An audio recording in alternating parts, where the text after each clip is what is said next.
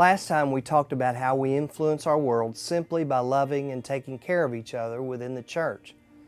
Those not yet in the family see that and often want to be a part of it. But we cannot become inwardly focused. There's a word for churches like that: dying. We influence the world by giving to and serving the hurting people outside our walls. There is no shortage of needs out there. To find people who need love and assistance in some way, all we have to do is open our eyes. Jesus led the way in this. One day his closest followers were arguing about which one of them was most important.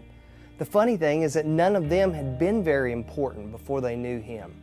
Some were fishermen, there was a tax collector, a few others, but none of them were the movers and shakers of Jewish society. So it was kind of embarrassing that he caught them having this conversation, and he confronted them about it. He introduced an idea of greatness that is completely opposite to the world's thought on the subject. The world tells us to climb and achieve and establish ourselves in positions of power over as many people as possible. But Jesus said we find greatness by serving others. And he practiced what he preached.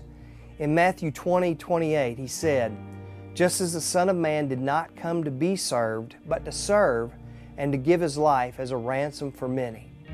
Jesus, during his ministry, met many physical and practical needs.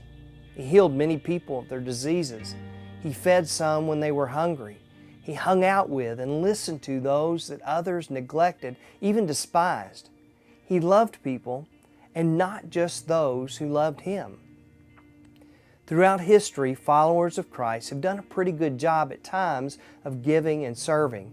Sometimes we've blown it and missed opportunities, but the church has often led the way in taking care of those who need it.